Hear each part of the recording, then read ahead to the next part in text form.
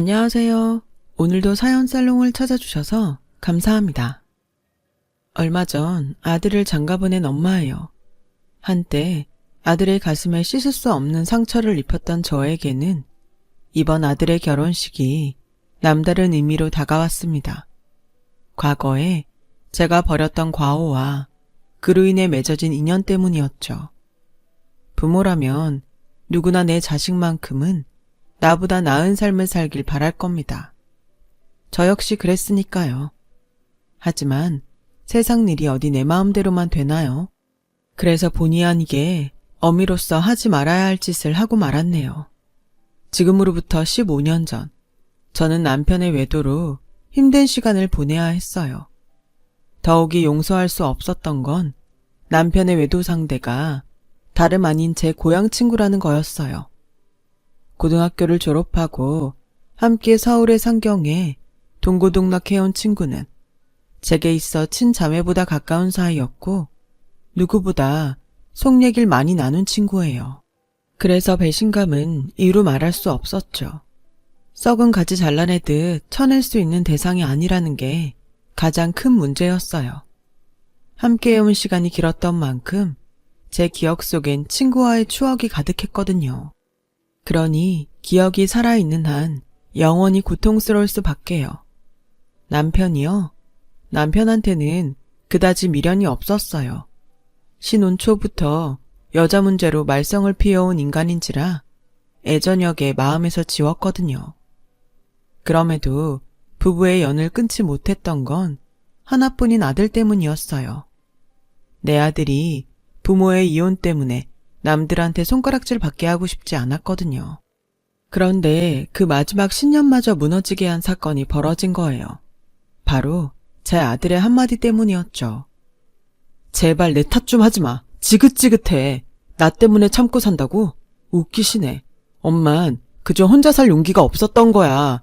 그러니까 내 핑계 좀 대지 말라고. 그 말을 듣는 순간 저는 망치로 머리를 3개 얻어맞은 것처럼 정신이 멍했어요. 지도 남자라고 아빠 편을 드는 꼴을 보니 억장이 무너지더라고요. 애비고 자식이고 꼴도 보기 싫었어요. 이 인간들과 더는 한 공간에 머물기 싫을 정도로요. 그래서 결심을 하게 된 거예요. 집을 나오기로요.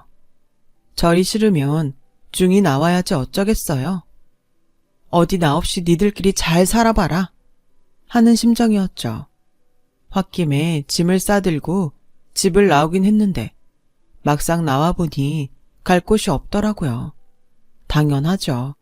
지금껏 집안 살림만 하고 살아온 제가 갈 곳이 어딨겠어요. 제일 친한 동물하고 하나 있는 건 철천지 원수가 돼버린 마당에 말이에요.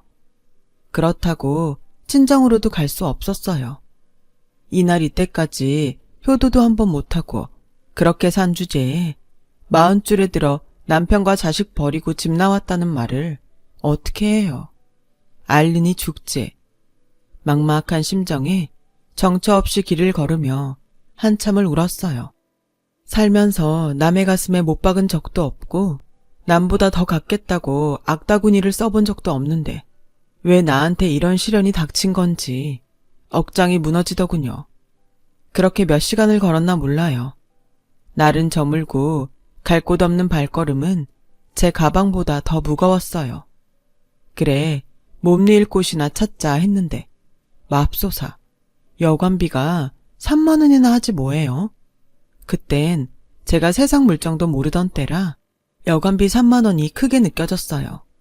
그래서 입술만 달싹이고 있었는데 여관 주인은 방 달라는 말도 않고 서 있는 제가 한심해 보였는지 한숨을 쉬며 손가락으로 길 건너 찜질방을 가리키더군요. 정 안 내키면 여기서 이러지 말고 길 건너 찜질방이나 가봐요. 거긴 7,000원이면 될 거요.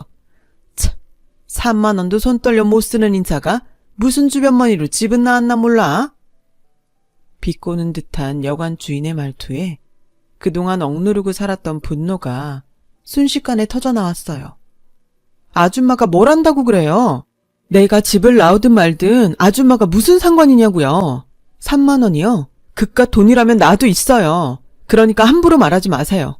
이젠 상전처럼 받들고 살 남편도 없고 내 등골 빼먹고 살 아들도 없으니까 그깟 돈 좀 쓴다고 무슨 대수겠어요? 나도 이젠 나한테 돈 써가며 살 거라고요. 그러니까 무시하지 말아요. 서슬퍼런 제 말에 여관 주인은 더 이상 아무 말도 하지 않았어요. 그리고는 안 됐다는 듯 쳐다보더라고요. 그 눈빛에 더 화가 났어요. 나를 동정하는 듯한 눈빛에 자존심이 상했거든요. 서글펐어요. 내가 뭘 잘못했다고 처음 본 사람한테 이런 동정을 받아야 하나 싶었거든요. 친구 부인이랑 바람난 남편놈이나 친구 남편이랑 노란한 친구년이나 그런데도 지 아빠 편을 드는 아들이나 다 꼴보기 싫었어요. 그런데 그보다 더 싫은 건 바로 저였죠. 이런 와중에도 돈 3만 원에 벌벌 떠는 제 자신 말이에요. 그래서 분풀이하듯 소리쳤어요. 여기 3만 원 있어요. 방 주세요. 씩씩거리며 지갑에서 10,000원짜리 3장을 꺼내 내밀었더니 아주머니가 애처로운 눈으로 저를 보더라고요. 그리고는 방 열쇠를 내주었어요. 그렇게 저는 싸구려 여관방에서 무려 열흘이나 보내게 되었어요. 그러던 어느 날이었죠. 여관 주인이 제 방으로 찾아왔더라고요. 무슨 사정이 있는지는 내 모르겠지만 어지간하면 집에 들어가요. 남편이랑 자식도 있을 텐데 언제까지 여관방에서 이러고 있을 거야. 나야 돈 벌고 좋지만 그래도 이건 아니지.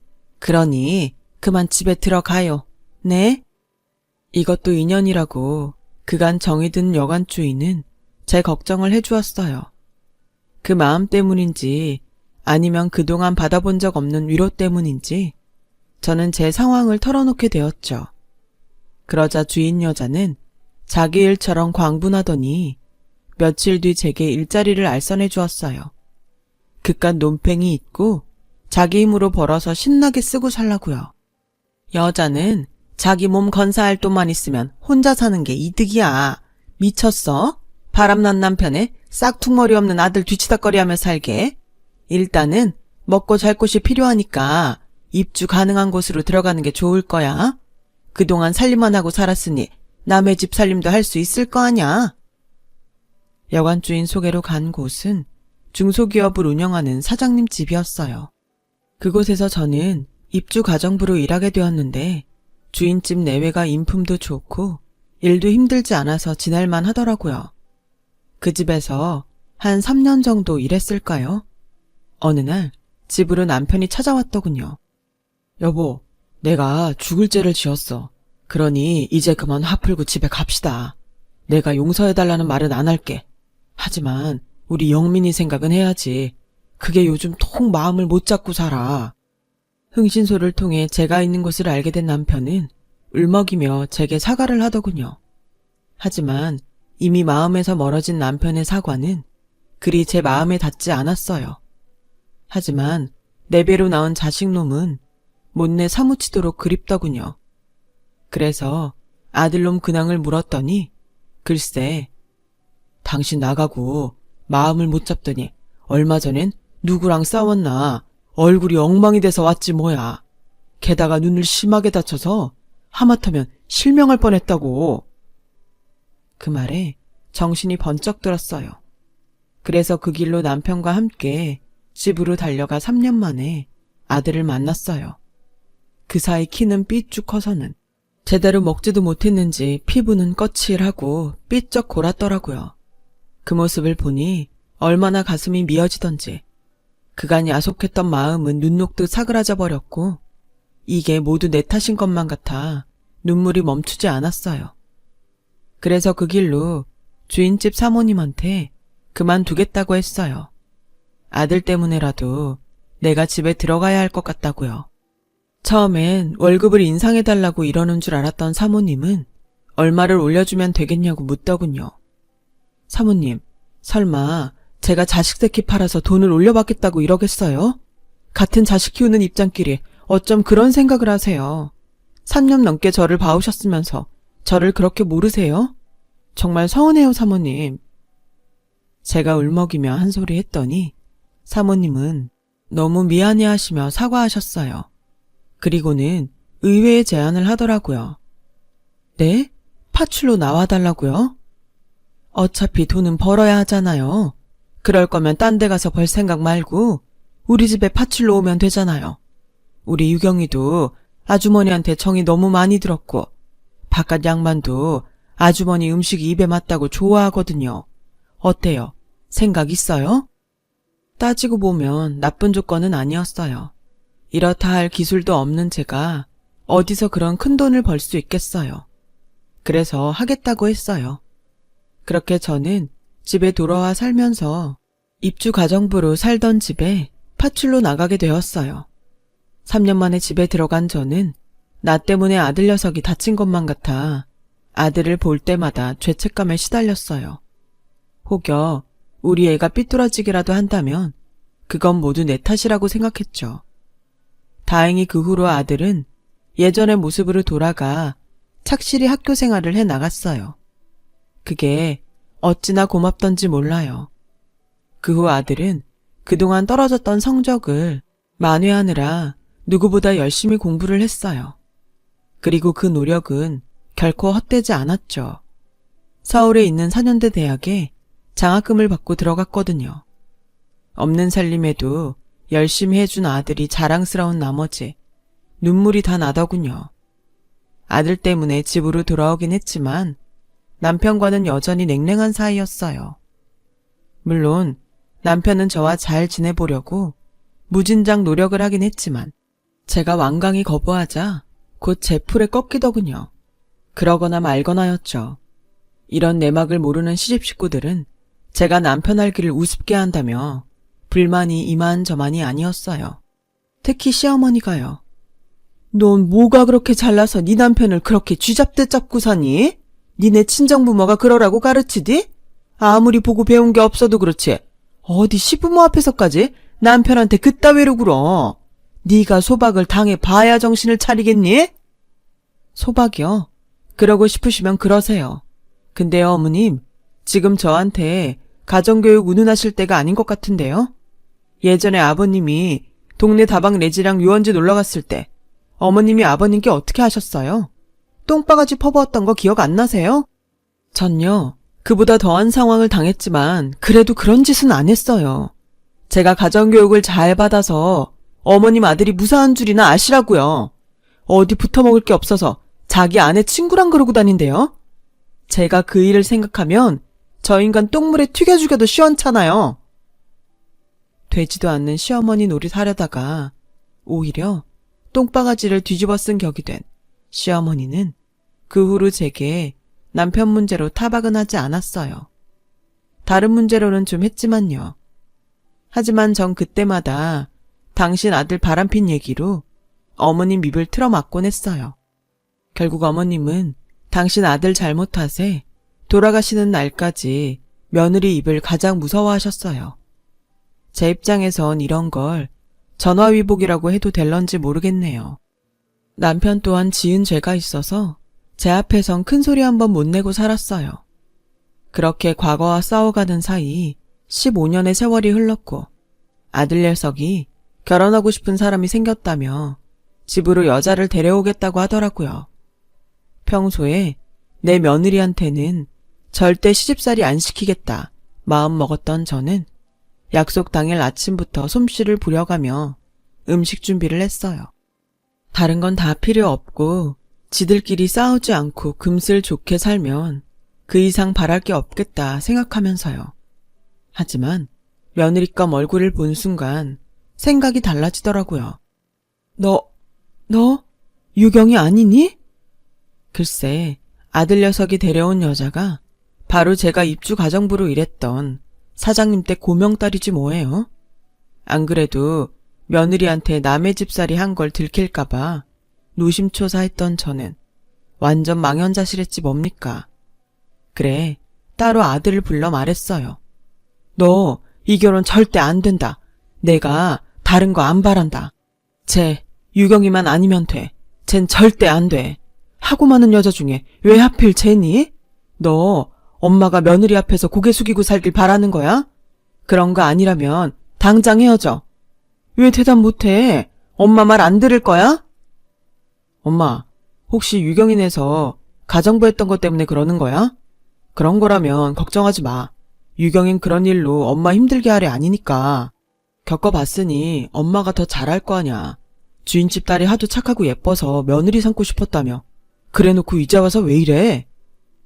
그건 말이 그렇다는 거지, 이놈아. 내가 빤스까지 빨아입히던 애를 어떻게 며느리로 들여. 그래서야 어디 며느리 앞에서 시어머니 위신이 서겠냐고. 너 그렇게 유경이랑 결혼하고 싶으면 이 엄마 죽은 다음에 나이라, 이놈아. 저는 버럭 화를 냈어요. 그 바람에 밖에서 이 소리를 들은 유경이가 베란다로 달려 나왔더라고요. 그리고는 제 손을 붙잡고는 제발 자기 좀 받아달라고 애원했어요. 그 모습이 어찌나 애처롭던지 마음이 짠하더라고요. 이 착하고 여린 것이 닭똥 같은 눈물을 뚝뚝 흘리며 사정하는데 어찌나 마음이 짠하고 안타깝던지 힘들더라고요. 하지만 제 입장에선 그런다고 순순히 받아줄 일이 아니었어요. 설사 제가 받아준다 쳐요. 사장님 댁에서 이혼사를 허락하겠어요? 어린 반푼도 없는 얘기죠. 내 아들 가슴에 대못이 박힐 게 불보듯 뻔한데 어떻게 허락을 해요? 유경이한테 미안하지만 일찌감치 제 손에서 끝내는 게 낫죠. 그래서 울고불고 하는 유경이를 끝내 집 밖으로 내몰았어요. 그날 밤 유경이를 집에 데려다주고 온 아들은 제게 많이 서운한지 퉁명스러운 표정으로 그러더군요. 꼭 그렇게까지 해야 했어요? 유경인 엄마가 자기 집에서 일했다고 함부로 할 사람 아니에요. 알고 있어. 내가 나 창피하다고 이러는 줄 아니? 너 때문이야 이거사. 네가 내 아들인 거 알면 그 집에서 이 결혼 하자고 하겠니? 내 자식 가슴에 대못 박힐 게 뻔한데 내가 어떻게 가만히 있어. 차라리 내가 반대해서 못하는 걸로 하는 게 낫지. 그러니까 고집 그만 피워. 네가 뭐래도 이 결혼 절대 안 되는 거니까. 더 이상은 너 상처받게 안 해. 지금도 너 놓고 혼자 집 나갔던 게 얼마나 가슴에 사무치는지 알아?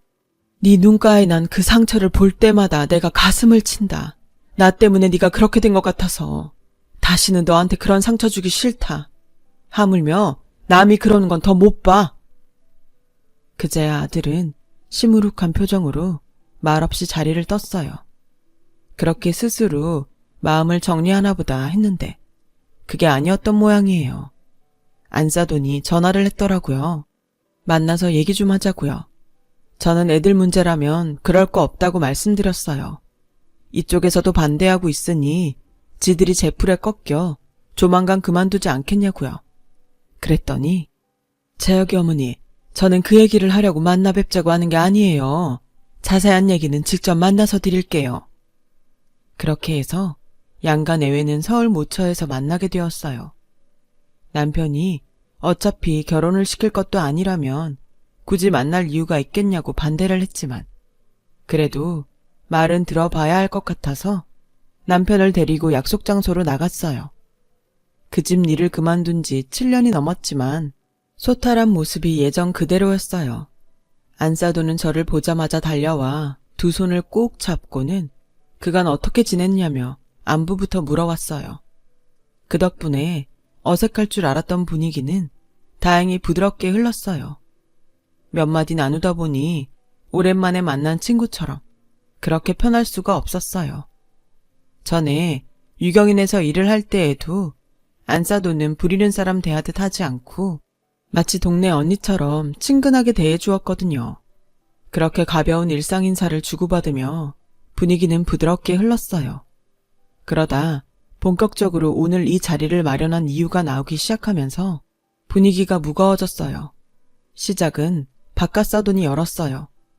오늘 이 자리를 마련한 건 다름이 아니라 정훈이 어머님께 감사 인사와 함께 사과를 드리기 위해서입니다. 아시는지 모르겠는데 15년 전 우리 유경이가 한동안 방문을 걸어 잠그고 방에서 안 나온 적이 있지 않았습니까? 이유를 물어도 대답도 않고요. 유경이를 통해서 며칠 전에야 그 이유를 듣고 얼마나 놀랐는지 모릅니다. 15년 전 제가 유경인에서 입주 가정부로 일한 지 반년쯤 된 때였어요. 유경이가 독서실을 간다고 나간 지 얼마 안 돼서 다시 집으로 돌아온 적이 있어요.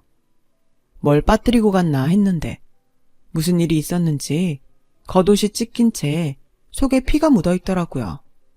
게다가 잔뜩 겁을 집어먹은 얼굴로 금방이라도 울음을 터뜨릴 것 같았죠. 무슨 일이 있었냐고 물어도 대답도 않고 그대로 방으로 들어가 문을 잠궜어요. 그리고 며칠 동안이나 방 안에 틀어박혀 밥도 안 먹고 바깥 출입도 하지 않았어요. 사장님 내외가 아무리 방문을 두드리고 그렇게 불러도 요지부동이었어요. 학교도 가지 않은 채 말이죠. 그런 유경이를 방에서 꺼낸 건 편지 한 통이었어요. 당시 유경이가 펜팔을 하던 친구가 보낸 편지였죠. 보내는 이름도 적히지 않은 편지 봉투에 장유경이라고만 적어보낸 편지였어요. 사장님 내외 몰래 유경이 방 앞에 가서 편지가 왔다고 했더니 잠시 뒤 방문을 빼꼼 열고는 편지만 가지고 가더군요. 그리곤 그날 밤 주방으로 내려와 제게 먹을 걸 달라고 했어요. 며칠을 굶은 터라 쌀밥보다는 죽이 좋을 것 같아서 야채를 다져 야채죽을 만들어 주었죠. 죽 한 그릇 다 먹은 유경이는 내일은 학교에 갈 테니 아침에 도시락을 싸달라고 하더라고요.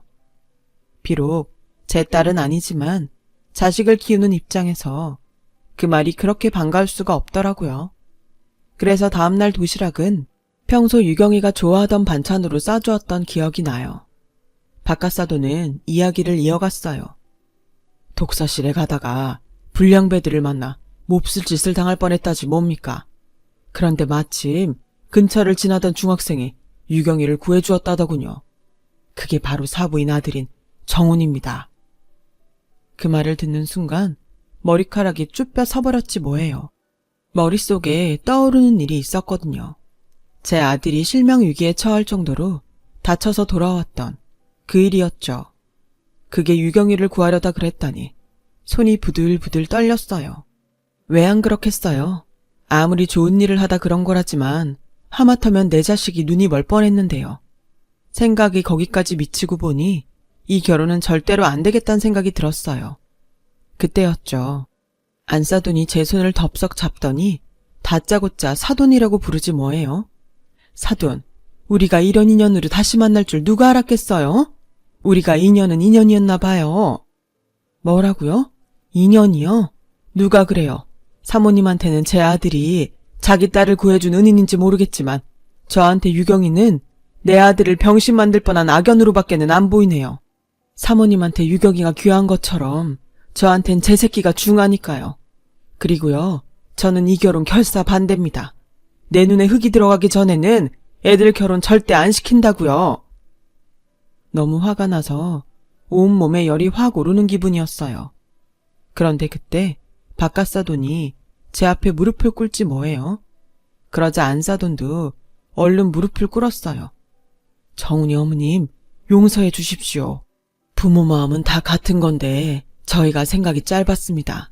내 자식이 귀하면 남의 자식도 귀한 법인데 정훈이 어머님 마음을 헤아리지 못했어요. 늦었지만 진심으로 사과드립니다. 막상 이렇게까지 과한 사과를 받고 보니 내가 더 못된 시어머니처럼 보이는 것 같아서 기분이 좋지만은 않았어요. 그래서 불편한 마음에 사부인을 억지로 일으켜 세웠어요. 제발 이러지 마세요. 이러시면 제가 뭐가 됩니까? 울고 싶은 사람 뺨치는 것도 아니고. 이러셔도 전 이 결혼 허락 못해요. 그러니까 그렇게 아세요. 유경아, 아줌마가 미안하다. 하지만 난 널 며느리로 들이기 싫어.